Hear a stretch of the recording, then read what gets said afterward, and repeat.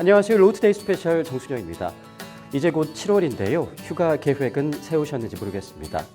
이번 주 가장 큰 화두는 뭐니 해도 검경 수사권 조정 합의문입니다.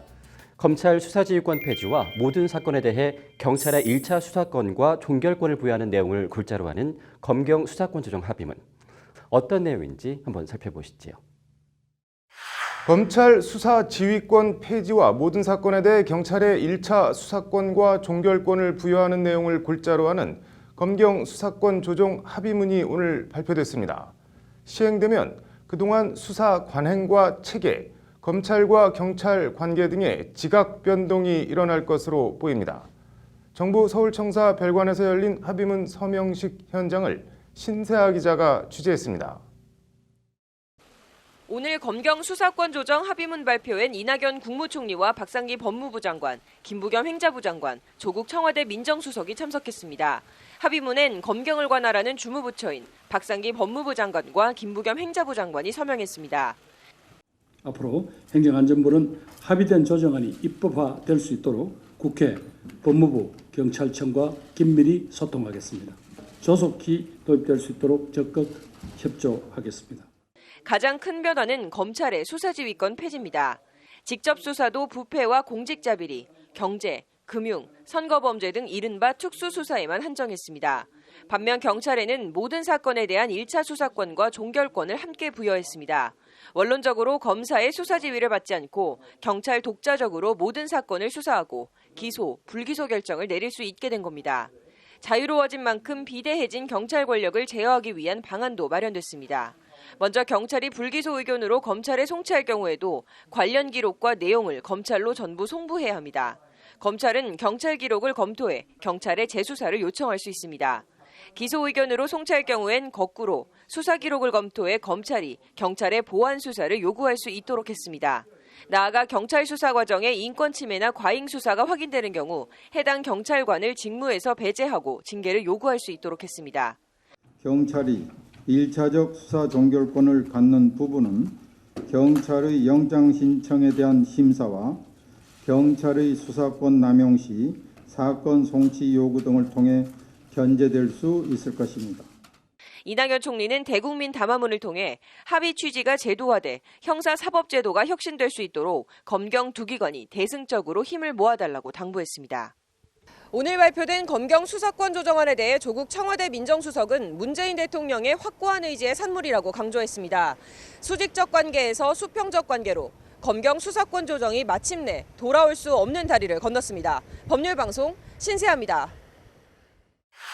이어서 이슈플러스 검경 수사권 조정 얘기 더 해보겠습니다. 신세아 기자 나와 있습니다. 신 기자, 이번 합의문 내용 간략히 다시 한번 정리해 주시죠. 네, 일단 가장 큰 기조는 검찰과 경찰 관계입니다. 네. 그동안 수직적 상하 관계였던 이 검경 관계를 수평적인 상호 관계로 협력 관계로 바꾸겠다는 구상인데요. 네. 이 기조 위에 경찰에 대한 검찰 수사지휘를 폐지를 했고 네. 경찰에게 원칙적으로 모든 사건에 대한 1차 수사권과 종결권을 함께 부여했습니다. 네, 뭐 단계별로 구체적으로 보면 어떻게 되나요?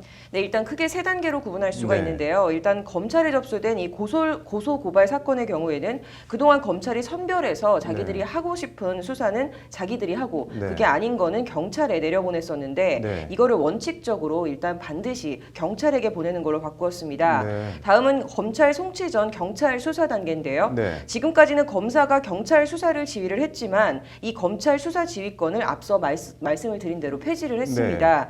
마지막은 검찰 송치 후 단계인데요. 이 부분은 불기소 결정으로 송치했을 경우와 또 기소 결정으로 송치했을 경우 두 갈래로 나뉩니다. 네. 불기소 송치의 경우에는 적정성 여부를 검토를 해서 수용하든지 또 재수사를 요청하든지 하도록 했고 네. 기소 송치의 경우에도 마찬가지로 수용을 하든지 보완 조사를 요구하든지 할 수 있도록 했습니다. 네. 전체적으로 보면 경찰 쪽 의견에 크게 무게가 실린 것 같은데 어떤가요? 네, 표면적으로는 경찰도 일부 핵심 요구가 수용되지 않았다고 반발을 하고는 있지만 네. 검찰 분위기에 비할 바는 못 됩니다. 네. 오늘 합의문 발표에 검찰은 말 그대로 충격과 적막감에 휩싸여 있는데요. 네. 박상기 법무부 장관 스스로 오늘 합의문 발표 현장에서 네. 합의된 정부안에 대해 검찰의 입장에서는 이견이 있을 수 있다고 생각한다고 말했을 정도입니다. 네. 오늘 발표 그대로 간다는 게 현 정부 기조인데요. 네. 조국 민정수석의 말을 한번 들어보시죠. 네. 수사권 조정 공약 실천에 대한 문재인 대통령님의 확고한 의지의 산물이라는 점을 강조하고 싶습니다. 서로가 견제와 균형을 유지하면서 국민의 인권을 보호하는 이런 방식으로 수사권 조정이 이루어져야 한다는 그런 취지 하에 조정안이 만들어졌고. 그런데 이게 법무부와 행자부가 합의하고 청와대가 결정했다고 되는 게 아니라 법 개정이 필요한 부분 아닌가요? 네, 그렇습니다. 말씀하신 대로 이 검사의 수사지휘권을 명시한 형사소송법 개정 등이 필요한 사안인데요. 네. 비대해진 이 경찰 권력을 분산하기 위한 자치경찰제 도입 등도 모두 관련법 개정이나 제정 등 국회 협조가 필요한 사안입니다. 네. 이와 관련해서 이낙연 국무총리는 오늘 담화문을 통해 수사권 조정 논의에서 정부의 시간은 가고 이제 국회의 시간이 왔다. 네. 부족한 점은 보완되더라도 합의안의 근본 취지만은 훼손되지 않고 입법을 통해 제도화되기를 소망한다고 간곡한 어조로 국회 협조를 읍소했습니다. 네, 정부의 시간은 가고 국회 시간이 왔다는 이낙연 총리 말이 인상적이네요. 국회 행보를 주목해서 봐야겠네요. 오늘 잘 들었습니다. 재판거래 파문 의혹이 본격 수사 국면으로 접어들었습니다. 검찰은 사건을 검찰 최정예인 서울중앙지검 특수일부에 배당하고 문건 분석에 들어갔는데요. 헌법에 보장된 국민의 권리를 무시한 재판거래 파문, 뭐가 문제인지 확인해 보시죠. 재판거래 파문 의혹이 본격 수사 국면으로 접어들었습니다. 검찰은 사건을 검찰 최정예인 서울중앙지검 특수일부에 배당하고 문건 분석에 들어갔습니다. 재판거래 의혹 사건 당사자들은 재심 등 피해 원상 회복을 요구하는 합동 기자회견을 열었습니다. 현장을 김정래 기자가 취재했습니다.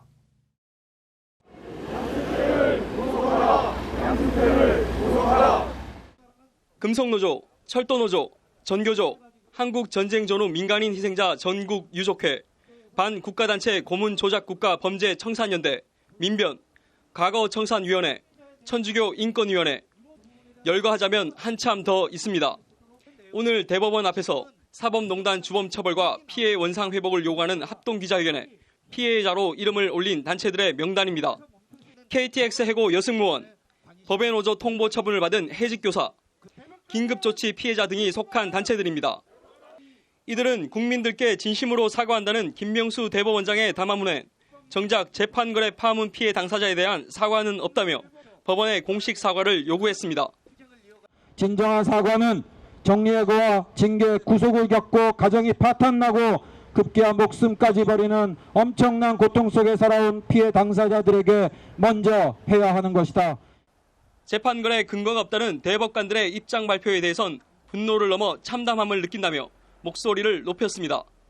재판거래 근거가 없다고 한 것은 검찰 수사를 방해하고 국민을 현혹하려는 의도가 다분하다는 것이 이들의 주장입니다.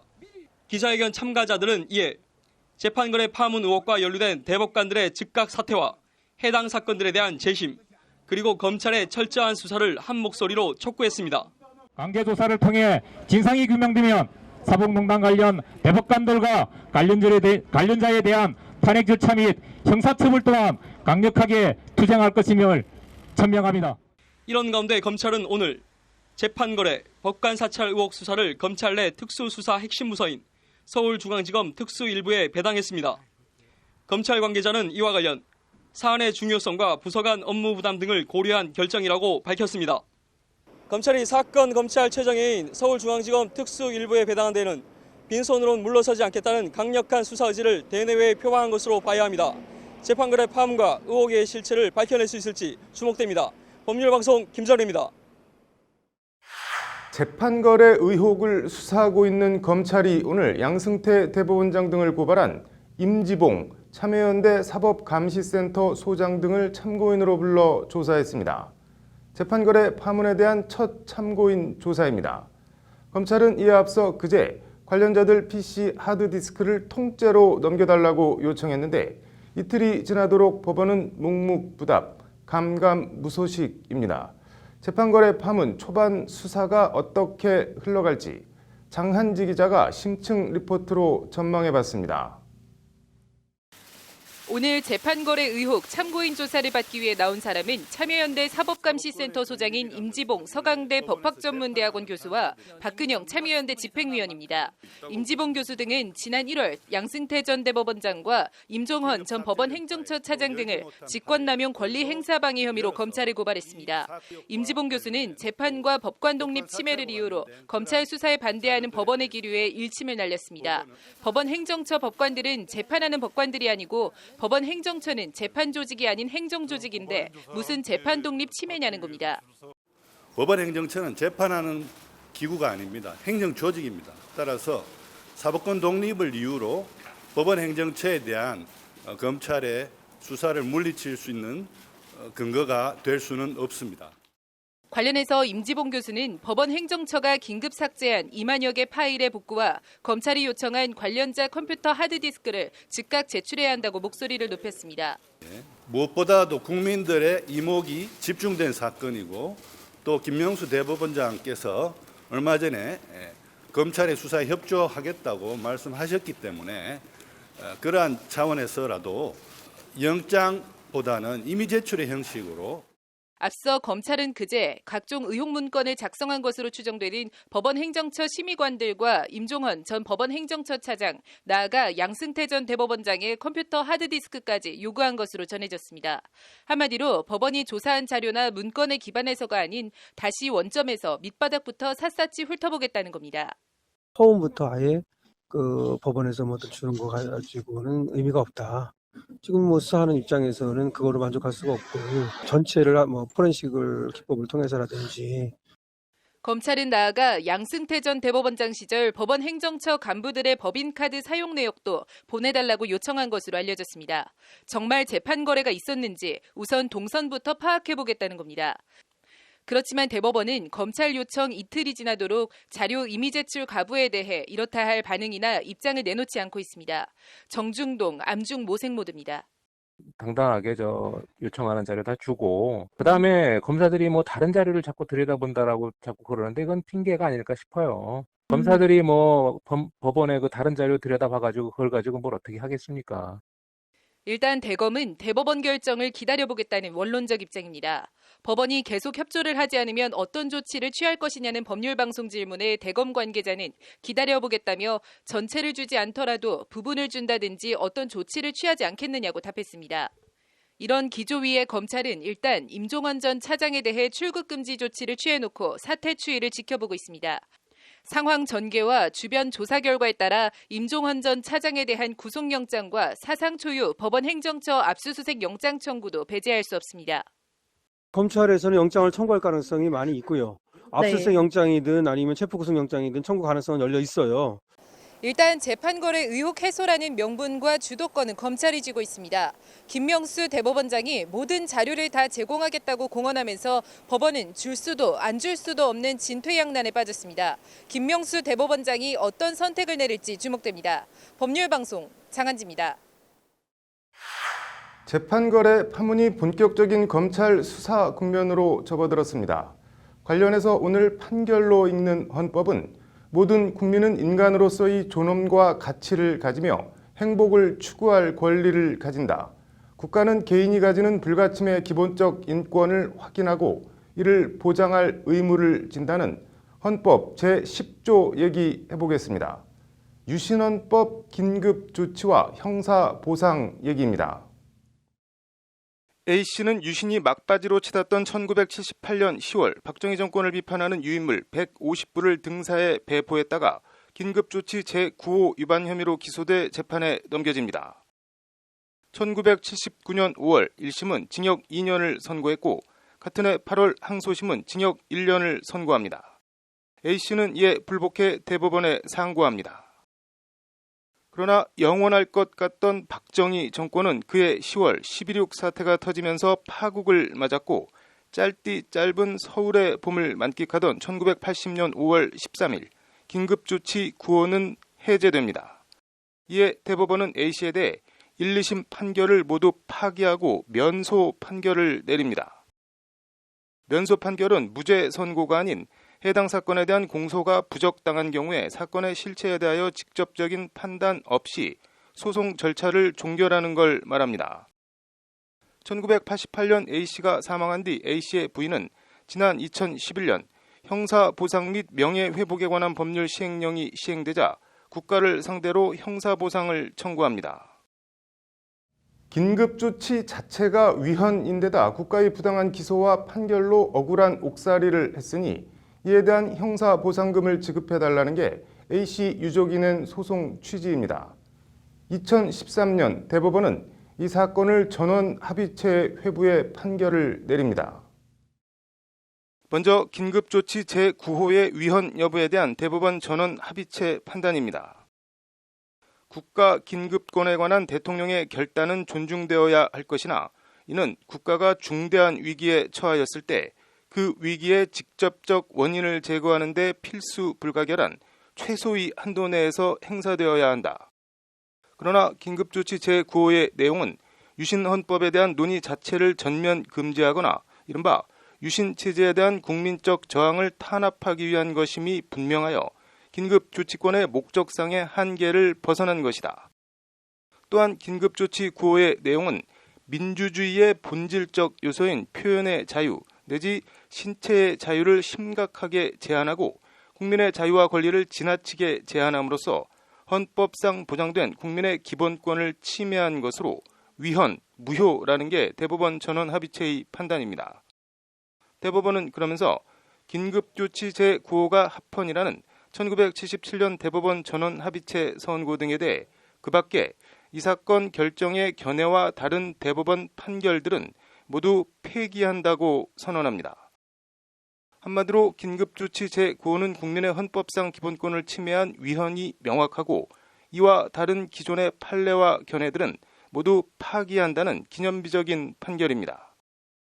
대법원은 이에 따라 긴급조치 제9호는 헌법에 위배되어 당초부터 무효라 할 것이고 이와 같이 위헌, 무효인 긴급조치 9호를 적용하여 공소가 제기된 경우에는 피고인이 구금을 당한 데 대해 보상을 청구할 수 있다고 판시합니다. 긴급조치 피해자에 대한 국가 보상 책임을 명확히 한 것입니다. 아이러니한 건 이런 기념비적인 판결을 내린 2013년 대법원 전원 합의체 재판장이 다름 아닌 재판 거래 의혹의 정점에 있는 양승태 대법원장과 양 대법원장의 대법원이었다는 점입니다. 스스로 긴급조치는 위헌, 무효라고 판결하고 그에 따른 국가 책임을 명확히 했으면서 이후 양승태 대법원장의 대법원은 자신들이 내린 전원 합의체 판결을 번복하고 긴급조치에 대해 고도의 정치 행위이므로 국가가 배상할 필요가 없다는 식의 판결을 내립니다. 심지어 양승태 대법원장의 대법원은 긴급조치 배상 책임을 인정한 하급심 판사에 대한 징계 추진까지 시도한 것으로 드러났습니다. 2015년을 전후한 상고법원 설치를 고리로 한 재판거래 의혹이 불거진 시점의 일들입니다. 재판거래 시도는 정말 있었던 걸까요? 아니면 대법관들 말처럼 실체 없는 의혹에 불과한 걸까요? 검찰 수사로 명명백백 밝혀지길 기대합니다. 판결로 있는 헌법이었습니다. 재판거래 사법행정권 남용 의혹 관련 검찰에서 어제 첫 고발인 조사를 받은 임지봉 참여연대 사법감시센터 소장이 13시간의 장시간 조사를 받고 귀가했습니다. 어떤 얘기들을 했고 검찰 분위기는 어땠는지 장한지 기자가 전화로 임지봉 교수를 단독 인터뷰했습니다. 참여연대 사법감시센터 소장인 서강대 로스쿨 임지봉 교수는 어제 고발인 조사를 받기 위해 검찰에 출석하며 사법농단 의혹 철저한 수사를 촉구했습니다. 긴급 삭제된 파일, 또 열지 못한 파일들도 열어서 이 사건의 진상을 낱낱이 규명하고 철저히 성역 없는 수사를 할 것을 가장 강력하게 촉구할 생각입니다. 오전 10시쯤 검찰에 나온 임지봉 교수는 13시간가량 검찰에 머물며 조사를 받고 밤 11시 넘어서 귀가했습니다. 지난 1월 양승태 전 대법원장과 임종헌 전 법원 행정처 차장을 직권남용 등 혐의로 고발한 임지봉 교수는 최근엔 박병대 전 법원 행정처장을 추가로 고발했습니다. 고발 내용에 대해서 진술 상세하게 했고요. 뭐가 직권남용죄 성립을 시키는 사실관계인지 뭐 그런 것들 이야기해가면서 임지봉 교수가 양승태 전 대법원장 등을 사법농단 관련 고발한 근거와 검찰 조사 내용은 크게 세 가지입니다. 먼저 법관 사찰 혐의입니다. 판사들의 익명 인터넷 카페인 이판사판 카페나 서울중앙지법 단독판사회의 의장 선거 등에 개입하고 상고법원 반대 활동 등을 견제했다는 것이 임지봉 교수의 주장입니다. 양승태 대법원의 방침이나 정책에 반대되는 그러한 주장과 활동을 하는 개인이나 단체에 대해서 감시하고 사찰하고 또 제압하려 하죠. 예를 들어서 뭐 활동 중단을 권고한다든지 혹은 심지어 그게 안 되면 징계까지도 고려한다는 식으로. 두 번째는 첨예한 논란이 되고 있는 사상 초유의 재판 거래 의혹입니다. 원세훈 전 국정원장 재판 등 드러난 문건만 봐도 재판 거래는 의혹이 아니라 실체가 있는 사실이라는 것이 임지봉 교수의 주장입니다. 원세훈 재판을 대표적으로 보면은 거기에 1심부터 항소심, 그다음에 파기환송심까지 계속 재판부의 동향을 파악해서 청와대에 보고하고 또 판결과 관련한 대응 문건을 작성하고 그런 게. 세 번째는 재판 거래를 하기 위한 재판 개입이 실제로 있었느냐입니다. 있었다는 것이 임지봉 교수의 주장입니다. 대표적인 사례로 임지봉 교수는 일제 강제징용 손해배상 재판을 꼽았습니다. 1, 2심에서 배상 판결이 난 사안이 대법원에서 뒤집혔고 일본 기업 재상고로 다시 대법원에 간 지 5년 가까이 됐는데 지금도 감감무소식이라는 겁니다. 대법원이 그에 대해서 파기환송도 해놓고 제3고심에 대해서 재판을 안 내리는 것도 일종의 재판권 남용 아니겠습니까? 강제징용자분들 지금 기다리다가 두 분 빼고는 다 돌아가셨어요. 이런 점들을 종합하면 양승태 전 대법원장 등이 지닌 사법행정권을 남용한 명백한 직권남용이라는 것이 임지봉 교수의 주장입니다. 재판 거래 의혹을 살 수 있는 문건의 작성 지시를 한 것도 직권남용죄다. 의무 없는 일을 법원행정처 심의관으로 하게 한 것이기 때문에 조사 보고서의 내용만으로도 13시간 동안 이런 점들을 검찰에 설명한 임지봉 교수는 사법농단 의혹에 대한 검찰 수사 의혹이 상당히 강해 보였다고 분위기를 전했습니다. 보니까 검찰도 그렇게 적극적인 수사 의지를 보이는 것 같았습니다. 저녁은 지도 못하고 이렇게 장시간에 걸쳐서 고발인 조사를 한다든지 뭐 이런 걸로 봤을 때 검찰은 오늘은 민주주의 법학연구회 대표인 조승현 방통대 법학과 교수를 고발인 신분으로 불러 양승태 전 대법원장 등을 고발한 경위 등을 확인했습니다. 검찰 최정예인 서울중앙지검 특수 1부로 하여금 사상 초유 대법원을 상대로 칼을 들게 만든 검찰이 수사 신용이 아닌 진검승부에 돌입한 모양새입니다. 법률방송 장한지입니다.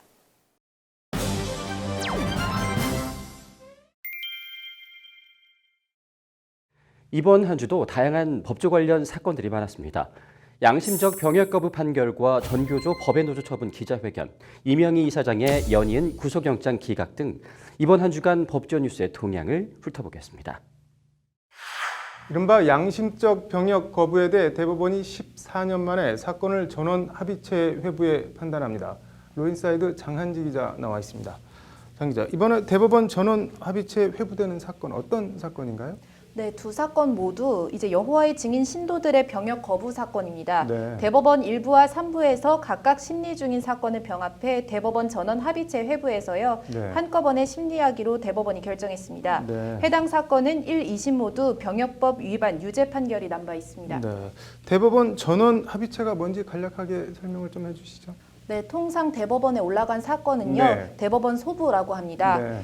주심 대법관을 포함해서 대법관 4명이 해당 사건을 심리하게 됩니다. 네. 반면 전원 합의체는요. 법원 행정처장을 제외하고 네. 대법원장과 대법관 12명이 이제 전원 심리하는 것을 말합니다. 네. 말 그대로 대법관 전원 합의체라고 보시면 될 것 같습니다. 네. 소부 사건을 전원 합의체에 회부하는 경우는 크게 두 가지인데요. 네. 이제 소부에서 대법관들의 의견이 이제 갈라져서 대법관 전원의 판단을 구해야 할 필요가 있을 경우, 그리고 이제 기존 판례와 다른 판례를 내릴 경우, 즉 통용돼 오던 판례를요. 네. 이제 변경할 필요가 있을 경우에 전원 합의체에 넘긴다고 보시면 될 것 같습니다. 네.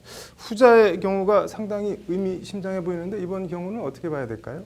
네, 아무래도 후자. 그러니까 이제 기존 대법원 판례를 바꾸기 위해서 전원 합의체를 소집한 거 아니냐라는 네. 분석들이 많습니다. 네. 일단 지난 2004년 대법원은 양심적 병역 거부에 대한 전원 합의체 판결에서 네. 병역 거부자의 양심 실현 자유가 국방의 의무보다 우월하지 않으므로 정당한 사유를 인정하기 어렵다면서 유죄 판결을 내린 바 있습니다. 네. 이제 이번 양심적 병역 거부 전원 합의체는 그로부터 14년 만에 다시 열리는 건데요. 네. 2004년 대법원 전원 합의체의 양심적 병역 거부 유죄 판단에도 불구하고 네. 이제 2004년 이후에만 하급심에서 이제 89건의 무죄 판결이 나왔습니다. 네. 특히 올해에만 28건의 무더기 무죄 판결이 나왔는데요. 네. 한마디로 대법원 전원 합의체 판결에도 불구하고 하급심들이 어떻게 보면 반기를 들고 있다는 겁니다. 네. 이런 상황에서 대법원이 다시 전원 합의체 판결을 연다고 하니까 이제 대법원이 이번엔 과연 어떤 판결을 내릴지 법원 안팎에 관심이 집중되고 있습니다. 네. 재판 쟁점하고 일정은 어떻게 되나요? 네, 병역법 제88조 1항은 네. 현역 입영 또는 소집 통지서를 받은 사람이 정당한 사유 없이 입영하지 않거나 소집에 응하지 않으면 3년 이하의 징역에 처한다고 명시하고 있는데요. 네. 이제 양심적 병역 거부가 처벌 예외 사례인 정당한 사유에 해당하느냐 마느냐가 핵심 쟁점입니다. 네. 관련해서 대법원은 의견 수렴을 위해서 국방부, 병무청, 재향군인회, 국가인권위원회, 대한변협, 한국공법학회 등 12개 기관에 의견서 제출 요청서를 보냈습니다. 네. 일단 인권위의 경우엔 초지일관 대체복무제 도입이 필요하다는 입장입니다. 네. 인권위 관계자의 말을 들어보시죠. 네. 양심적 병역 거부자들에 대한 이제 그 문제는 형사처벌로만 해결할 수 없는 그런 문제라고 보고, 이제 국방의 의무와 이제 그 조화할 수 있도록 이제 대체복무제 도입이 필요하다라. 반면 국방부는요, 지난 2015년 병역법 위헌 여부 헌재 공개 변론에서 남과 북은 적대적 대치 상태에 있는 세계 유일의 분단 국가라는 점을 고려해야 한다면서 반대 입장을 분명히 했는데요. 네. 이번엔 기류가 조금 미묘하게 변한 것 같습니다. 직접 들어보시죠. 네. 현재 대체 복무제 도입과 관련하여 헌법재판소에서 위헌 심리 및 국회 법률안 심사가 진행 중이므로 국회와 사법부에서 심도 있는 논의를 통해 대체 복무 도입 여부를 판단해 줄 것으로 기대하고 있습니다. 뭐 말 그대로 각계각층의 의견을 수렴하고 있는 것 같은데 전망을 해본다면 어떤가요?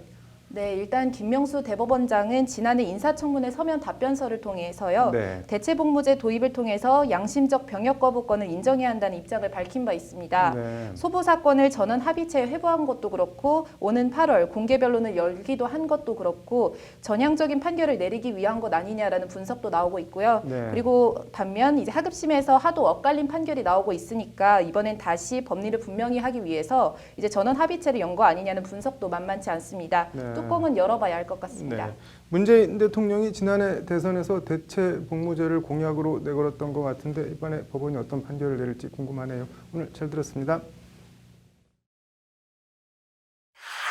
전교조는 오늘 별도로 서울 광화문 정부종합청사 앞에서 기자회견을 열고 결자 해지 차원에서 고용노동부가 전교조 법외노조 통보 처분을 취소해달라고 요구했습니다.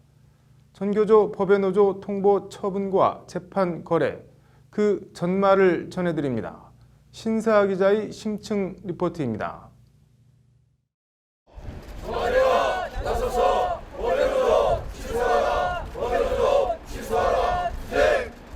전교조 법외노조 통보는 국정농단과 사법농단의 합작품이다. 오늘 전교조 기자회견의 내용을 압축하면 저렇게 정리됩니다. 청와대 문서와 대법원의 문서 등 법외노조화가 국정농단과 사법농단의 합작품이었음을 명백하게 입증하는 증거들이 넘친다. 전교조 법외노조 시도는 이명박 정권 시절로 거슬러 올라갑니다. 원세훈 전 국정원장의 국정원 지부장들이 교육감이라든가 교육감이 좌파 같으면 부교육감을 상대해서 전교조 자체가 불법적인 노조로 우리가 정리를 좀 해야 할 것 같고 라는 발언이 대표적입니다. 이런 기조위에 박근혜 정권의 고용노동부는 2013년 10월 전교조에 법외노조 통보를 합니다. 전교조는 이에 반발해 소송을 냈고 2014년 9월 서울고법은 전교조가 법외노조가 아닌 합법노조라는 판결을 내립니다. 양승태 대법원장의 대법원은 그러나 2015년 6월 원심 판결을 깨고 재판을 다시 하라며 사건을 파기환송합니다. 사건을 돌려받은 서울고법은 대법원 파기환송에서도 다시 전교조가 합법노조라는 판결을 내립니다. 양승태 대법원장의 대법원은 이에 또 재판을 다시 하라며 사건을 다시 파기환송합니다. 당시 작성된 법원행정처 관련 문건입니다. 전교조 인용 결정 후 청와대는 크게 불만을 표시하였다. 서울고법의 판결을 비정상적 행태로 규정, 비정상의 정상화가 필요하다고 적고 있습니다. 문건은 그러면서 전교조 신청이 다시 인용될 경우 상고법원 입법 추진 등에 대한 견제, 방해가 예상된다고 적고 있습니다. 이에 대법원은 전교조 손을 들어줬던 서울고법 재판부 재판장을 교체하는 방식으로 전교조는 법의 노조라는 원하는 판결을 얻어냅니다. 전교조 법의 노조와 조치는 원천 물후입니다. 박근혜 청와대와 양승태 대법원의 재판 거래 사법농단, 국정농단의 산물입니다. 법의 노조 철회 조치에 대한 명분은 차고도 넘칩니다. 명분은 차고도 넘친다는 전교조가 요구하는 것은 크게 세 가지입니다. 우선 애초 잘못 꿰어진 단추인 전교조 법외노조 통보를 고용노동부가 결자 해지 차원에서 스스로 철회하라는 것, 그리고 해직 교사들의 즉각 복직입니다. 나아가 국정농단과 사법농단에 가담한 관련자들에 대한 철저한 수사와 처벌입니다. 전교조 법외노조를 즉각 처리하고 잘못된 법외노조 통보로 인해서 해직된 선생님들을 즉각 복직시켜야 할 것입니다. 전교조 법외노조 문제가 그렇게 어려운 사안도 아니고. 관련해서 서울시 교육감에 재선된 조희연 교육감은 현재 대법원에 세 번째 다시가 있는 전교조 법외노조 사건을 대법원이 조속히 매듭지어야 한다는 입장을 밝혔습니다. 재판거래 파문을 결자 해지하는 차원에서 대법원이 전교조를 합법노조로 인정하면 된다는 취지입니다. 결자 해지 차원에서 고용노동부가 지난한 소송이 아닌 스스로 법외노조 통보 처분을 취소해달라는 것이 전교조의 요구입니다. 이명박 정부에서 시작돼 박근혜 정부에서 법외노조 통보를 받은 전교조 법외노조 공방이 문재인 정부에서 새롭게 2라운드를 맡고 있습니다. 법률방송 신세아입니다. 문재인 정부 두 번째 검찰 고위직 인사 얘기 더 해보겠습니다. 20플러스 신세아 기자 나와 있습니다. 신 기자, 오늘 단행된 38명 검사장급 인사 가운데 가장 눈에 띄는 인물은 법무부 검찰국장에 임명된 윤대진 서울중앙지검 1차장 검사인 것 같은데 어떤가요? 네, 그렇습니다. 오늘 인사에서는 연수원 24기와 25기가 새롭게 이 검찰의 꽃이라는 지검장에 진입을 했는데요. 네. 윤대진 서울중앙지검 1차장 검사는 연수원 25기입니다. 네. 검사장 승진 막내 기수임에도 이 서울중앙지검장과 함께 검찰 내 빅2로 꼽히는 네. 법무부 검찰국장으로 단박에 승진을 한 건데요. 네. 법무부 검찰국장은 검찰 인사와 조직, 예산 등을 총괄하는 그야말로 핵심 중에 핵심 보직입니다. 네. 검사장 승진과 함께 바로 이렇게 검찰국장으로 가는 건 유례를 찾아보기 힘든 전무후무한 발탁입니다. 네, 전무후무한 발탁 배경 어떻게 봐야 될까요? 네, 법무부는 오늘 윤대진 법무부 검찰국장 발탁 배경에 대해 보도자료를 통해서 따로 설명을 했는데요. 네. 검찰개혁을 흔들림 없이 추진하고 법무 검찰 관련 주요 국정과제 수행에 만전을 기할 수 있도록 기수에 구애받지 않고 적임자를 발탁한 것이라고 밝혔습니다. 네. 한마디로 이 윤대진 검찰국장 발탁은 검찰개혁 및 국정과제의 차질 없는 수행을 위한 것이라는 게 법무부의 설명입니다. 네, 파격 발탁의 주인공 윤대진 검찰국장 경력이나 프로필은 어떻게 되나요?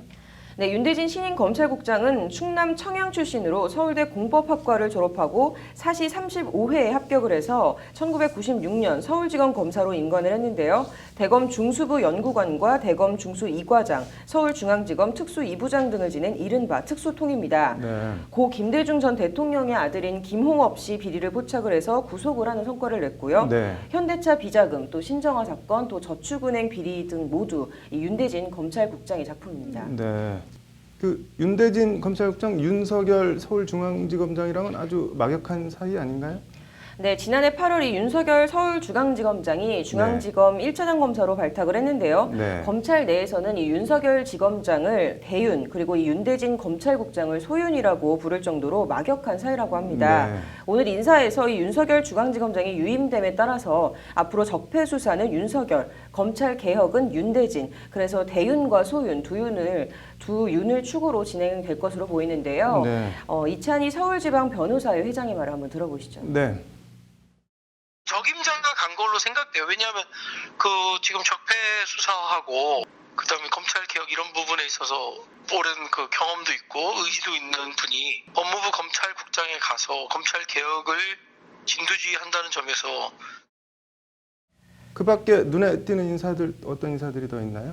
네, 역시 연수원 25기인 권순범 대검 수사정보정책관은 문재인 대통령의 지시로 대검에 새로 신설되는 인권보호부 초대부장으로 내정이 됐는데요. 네. 아직 조직과 직제 개편이 끝나지 않아서 네. 일단은 대검 강력부장으로 승진 인사를 냈습니다. 네. 그 밖에 이명박 전 대통령 다스 의혹을 수사했던 연수원 24기 문찬석 서울 동부지검 차장검사는 검사장 승진과 함께 역시 요직으로 손꼽히는 이 대검 기획조정부장에 임명이 되고 네.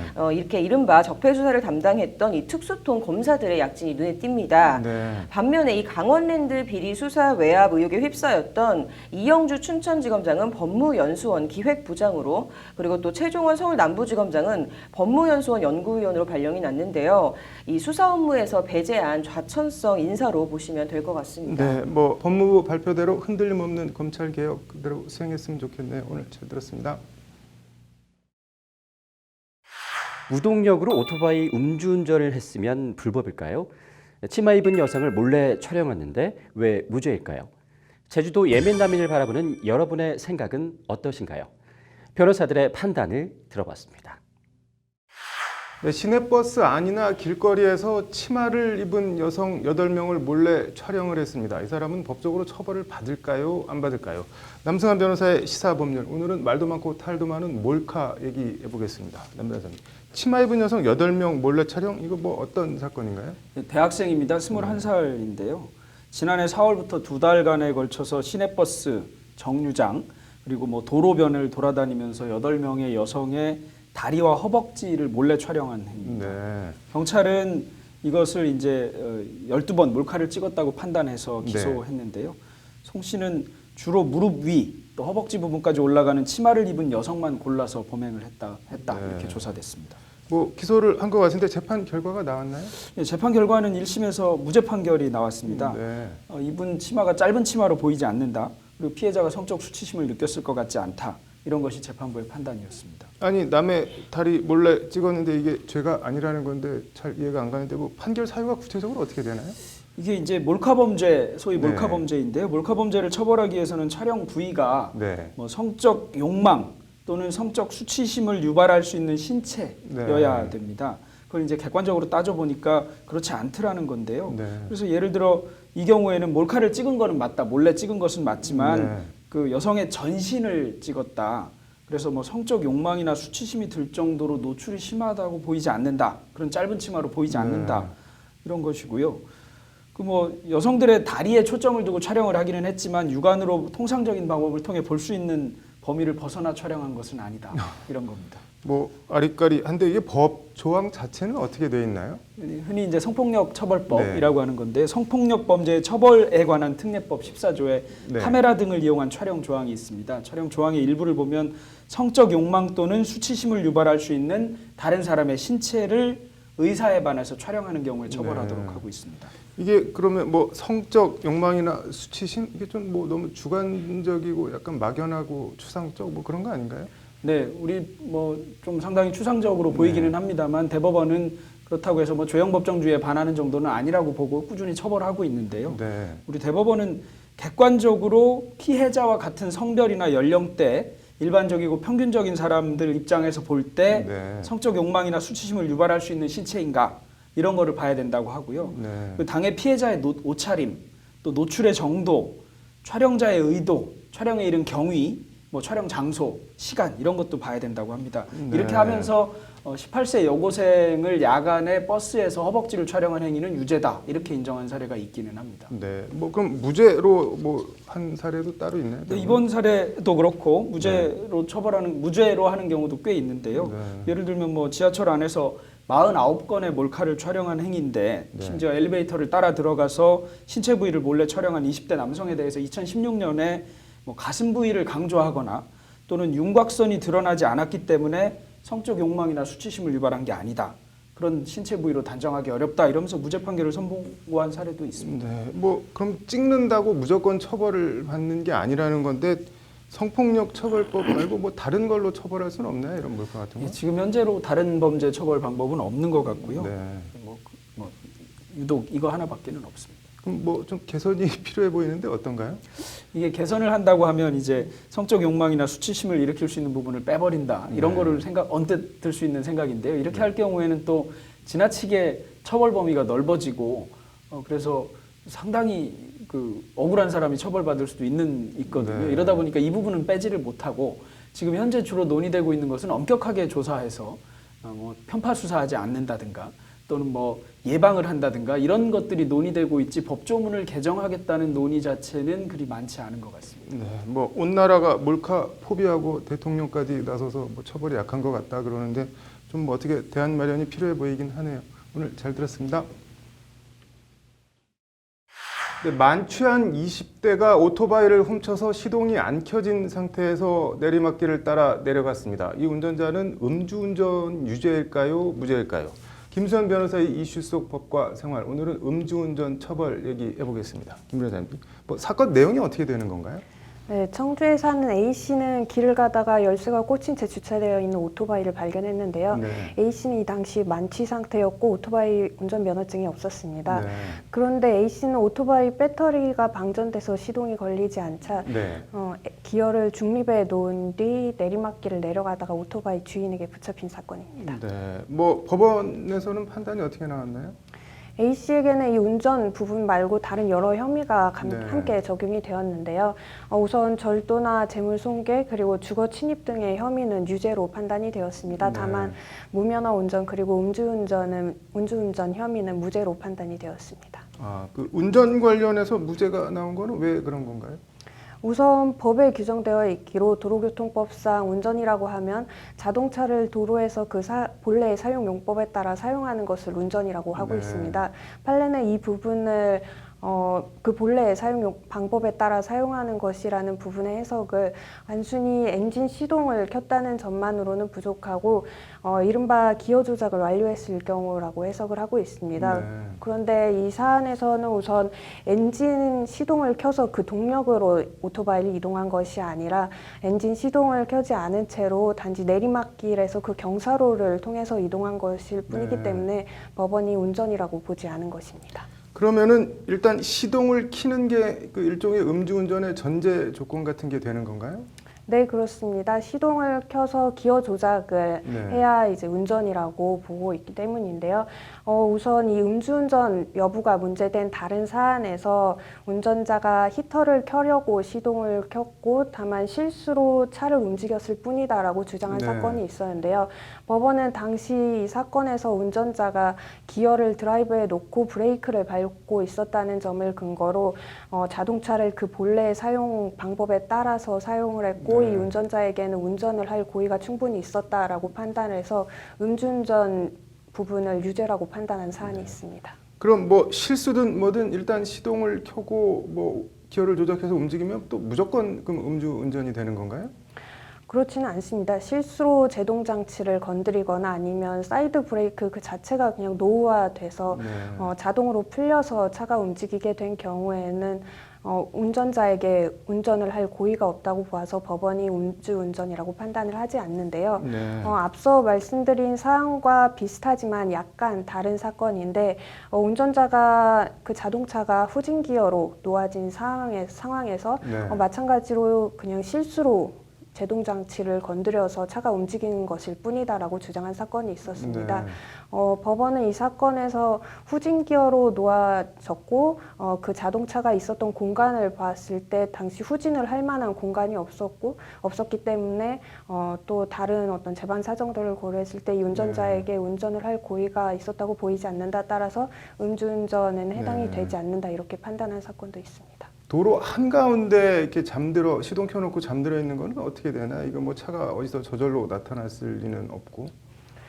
그런 경우에는 좀 경우의 수를 나눠서 판단을 해봐야 될 네. 것 같습니다. 즉 우선 차를 운전해서 주차에 두고 술을 마시러 간 다음에 다시 돌아와서 단순히 차에 잠든 경우라면 운전을 하지 않았기 때문에 처벌이 되지 않겠죠. 네.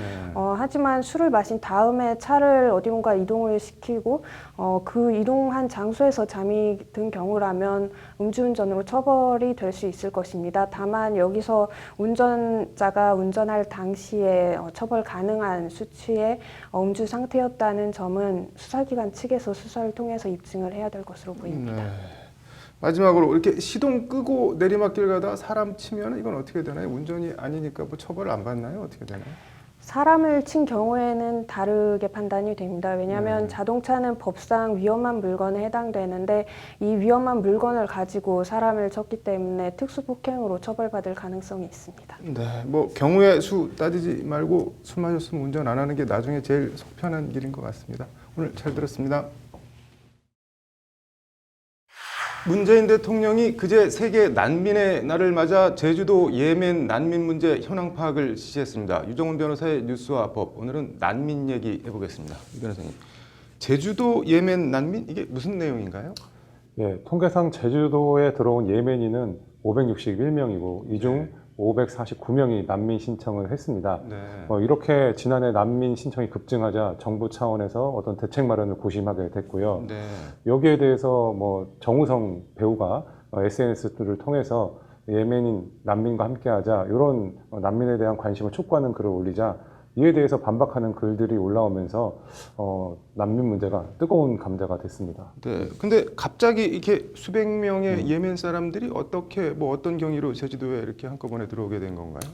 예, 예멘은 장기간 내전으로 인해서 살기 어렵기 때문에 새로운 정착지를 찾거나 강제 징집에 거부해서 예멘을 탈출하는 사람들이 많이 있습니다. 네. 우리가 제주도에 한해서는 이제 관광 수입 증대를 위해서 테러국을 제외한 대다수의 나라에게 무비자 입국을 허용하고 있는데 이런 분위기 때문에 예멘 사람들이 제주도에 쉽게 들어오게 된 것입니다. 결국은 이제 지난 6월 1일부로 예멘인에 대해서는 무비자 입국이 불허되었습니다. 네. 그런데 이렇게 난민으로 인정받으려면 어떤 절차를 밟아야 되는 건가요? 예, 난민 신청이 있게 되면 법무부에서 난민을 인정할 것인지에 대한 사전 조사를 하게 되고요. 이런 조사 결과를 토대로 해서 법무부 장관이 난민 인정 여부를 결정하게 됩니다. 이런 결과를 거쳐서 불인정되게 된다 그러면 이의 신청을 한다든지 행정 소송까지 제기를 할 수는 있습니다. 통계적으로 법무부에 따르면 지난해 9,942명이 난민 신청을 했는데요. 121명만 인정됐고 결과 인정률로는 2%에 불과했습니다. 낙타가 바늘기 들어간다는 말처럼 난민 인정이 상당히 어렵습니다. 네. 이렇게 난민 신청을 받아주는 게 왜 이렇게 까다로운 건가요? 예, 난민법에서는 인종, 종교, 그리고 사회적 신분 또는 정치적 의견을 통해서 박해를 받을 만한 충분한 근거 있는 공포에 의해서 국적국의 보호를 기대할 수 없거나 국적국의 보호를 원치 않는 사람을 난민으로 규정을 하고 있습니다. 차별적 요소로 인해서 박해를 받는다면은 이런 것들에 대한 심사를 해서 엄격하게 판단을 하고 있고요. 이런 엄격한 판단 기준을 대다 보니 난민 인정이 어려운 부분도 있고 실제적으로 함부로 외국인에 대한 난민 지위를 인정하게 되면 우리나라가 범죄지로 변할 수도 있고요. 외국의 그런 경제적인 문제들 이런 부분들이 생길 수 있기 때문에 정책적인 고려도 하지 않을 수가 없습니다. 판례 같은 거는 그러면 어떻게 되나요? 예, 최근에 이슬람교도에서 기독교인으로 개종한 이란인에 대해서 난민 신청을 받아들인 사례가 있습니다. 실제적으로 이제 단순 개종이 아닌 포교 활동까지 하면서 적극적인 자기의 종교적 신념을 표출한 경우라고 한다면 이란 정부에 의해서 임의적으로 체포되거나 신문당할 수도 있고 신체적, 정신적 고문에 노출될 수 있다고 해서 난민의 지위를 인정했습니다. 우리나라 판례에 따르면 동성애와 같은 성적 그런 취향도 사회적 신분으로 봐서 박해를 받을 수 있다 그러면 난민으로도 인정하고 있습니다. 네. 예멘 사람들은 난민 자격에 해당이 되나요? 어떤가요? 예, 개개인의 처한 상황을 개별적으로 봐야 되기 때문에 일률적으로 말씀드리기는 좀 어려울 것 같습니다. 우리 판례에서는 이제 콩고 국가정보원의 정보원으로 활동한 사람이 정치적 그런 의견으로 인해서 박해를 받을 위험이 있다라고 해서 그런 난민의 지위를 인정한 사례가 있는데요.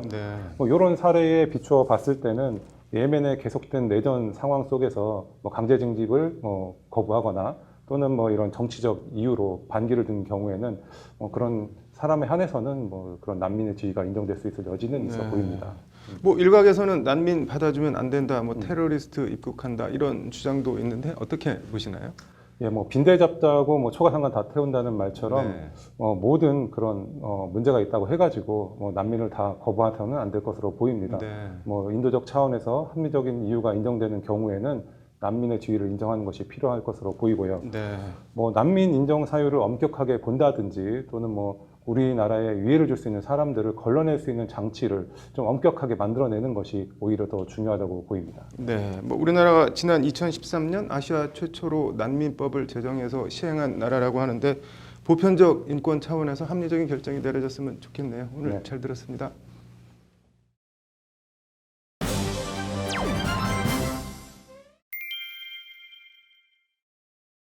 법률 용어 이제는 바꾸자. 요역지와 승역지, 연서. 어떤 뜻일까요? 단어 자체를 처음 들어보거나 헷갈릴 수 있는 법률 용어. 어떻게 바꿔야 할지 설명해 드립니다. 법률방송 연중기획 법률용어 이제는 바꾸자. 오늘은 요역지와 승역지입니다. 요역지와 승역지라는 단어의 뜻은커녕 이런 단어 자체를 들어본 분이 몇 분이나 계실지 모르겠습니다. 법률방송 법률용어 이제는 바꾸자. 장한지 기자입니다.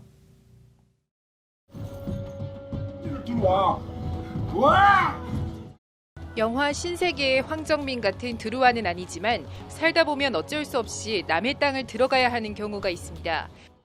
남의 땅과 내 땅이 붙어 있는데 남의 땅을 지나야 내 땅으로 진입할 수 있는 경우가 대표적입니다. 이 경우 토지 소유주의 동의를 얻어 남의 땅을 지나갈 수 있는 권리를 우리 민법에선 지역권이라고 합니다. 이와 관련된 민법 조항 제293조입니다. 토지의 분할 등의 경우 지역권은 요역지의 각 부분을 위해 또는 그 승역지의 각 부분에 존속한다고 돼 있습니다. 요역지와 승역지 전체 문장 모두 아무리 눈을 부릅뜨고 봐도 그 뜻을 알 길이 없습니다. 잘 모르겠는데.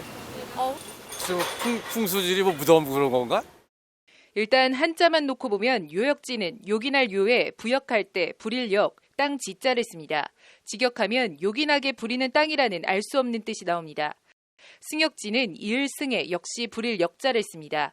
이어서 부리는 땅이라는 종잡을 수 없는 뜻이 나옵니다. 한자를 알아도 단어의 뜻을 모르긴 마찬가지입니다. 모르겠는데? 못 들어봤어. 어학사전을 찾아보면 역자엔 줄짓다, 쭉 늘어서다라는 뜻이 있습니다. 이 뜻을 적용해 해석을 하면 민법상 요역지와 승역지의 뜻은 일단 줄지어 늘어선 땅, 즉 인접한 땅 정도의 의미가 됩니다. 법률적으로는 정확하게 이런 뜻입니다.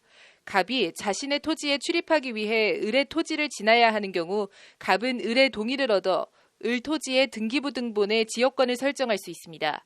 이 경우 갑의 토지를 요역지, 을의 토지를 승역지라고 하는 겁니다.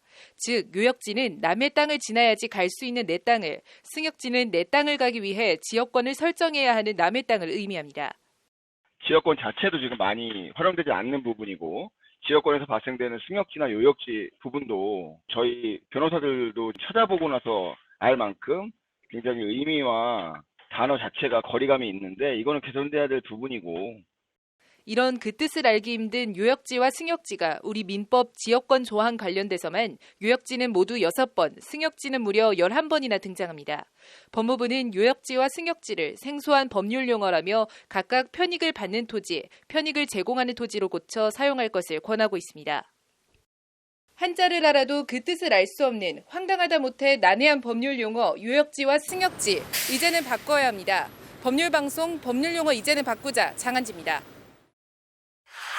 연서라는 단어를 들으면 보통 연애 편지를 떠올리실 것 같은데요. 민법 등 우리 법전에도 이 연서라는 단어가 나옵니다. 법전에 웬 연애 편지 하실 수도 있는데 법전의 연서는 우리가 익히 아는 연애 편지의 연서가 아닌 전혀 다른 뜻이라고 합니다. 법률방송 연중기획 법률용어 이제는 바꾸자. 오늘은 연서입니다. 하나, 둘, 셋.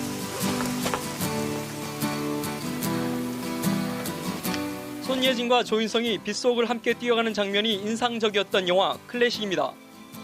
지금은 사라진 대필 연애 편지를 소재로 세대를 넘나드는 사랑 이야기를 그린 독특한 서사의 영화입니다.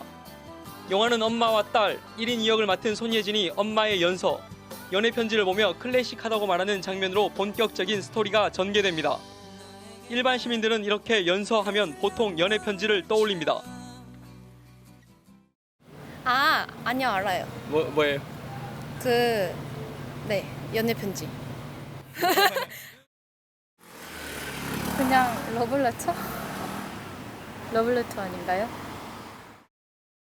우리 민법에도 연서가 있습니다. 민법 제812조 혼인의 성립조항. 당사자 쌍방과 성년자인 증인 2인의 연서한 서면으로 하여한다가 그 조항입니다.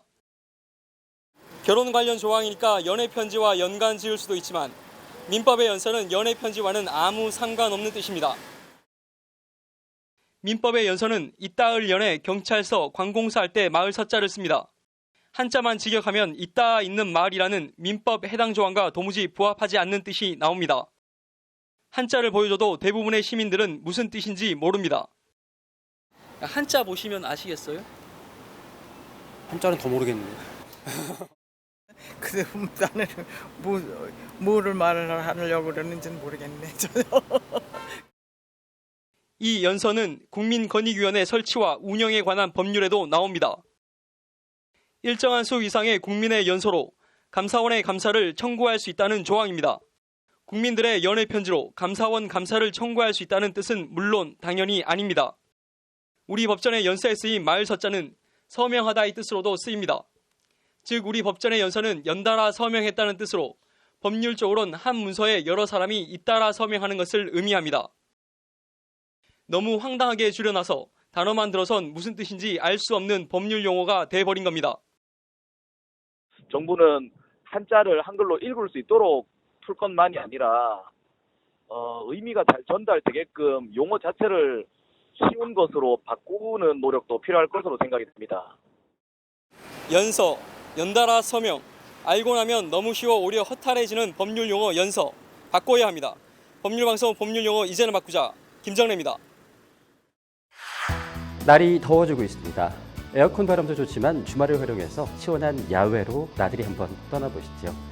루트데이 스페셜 오늘은 여기까지입니다. 시청해주신 여러분 고맙습니다.